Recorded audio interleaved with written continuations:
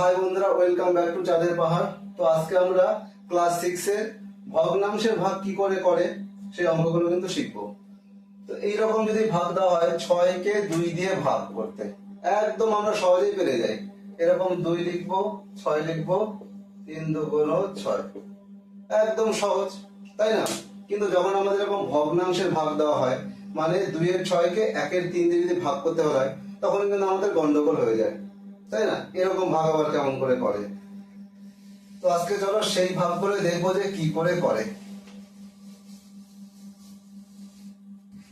তো চলো এইটাকে প্রথমে লিখবো ভাজককে, তারপরে ভাজ্যকে ঢুকবো, তারপরে ভাগ করব, ঠিক আছে? তো এই ভাগটাকে আমরা এইভাবে করতেই পারি। তো 1 এর 3 এর সঙ্গে কত গুণ করলে এই 2 এর 6 পাবো? উপরে দেবো 2, নিচেও দেবো 2।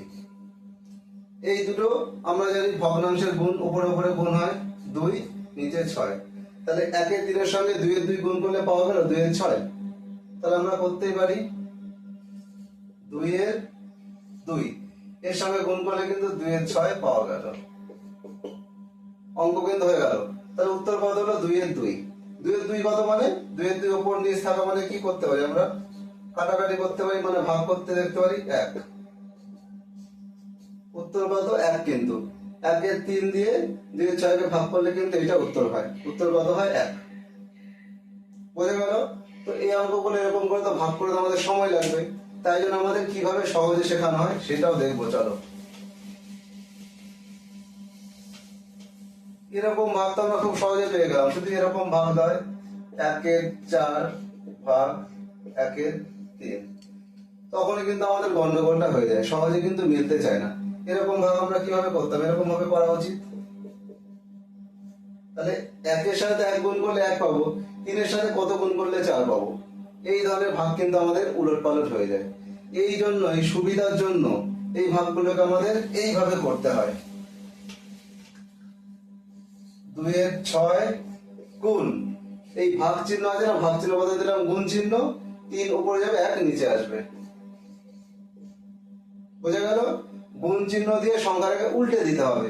3 নিচে ছিল, উপরে চলে গেল, 1 উপরে ছিল, নিচে চলে আসলো। এবার কাটাকাটি করবো, 3 দিয়ে 6 কে কাটাকাটি যায় 2, তাহলে 2 আর 2, 2 কে 2 দিয়ে কাটলে 1, উত্তর হলো 1। তাহলে আগে আমাদের ভাগ করে উত্তর কত এসেছিল? 1, এইবারও কিন্তু ভাগ করে সে 1ই এসছে। তো বোঝা গেল যে কেন ভগ্নাংশে যখন আমাদের ভাগ দেওয়া হয়, কেন গুণ করে উল্টে দিতে হয়। আবার আরেকটা যদি ভাগ দেওয়া হয় এরকমই,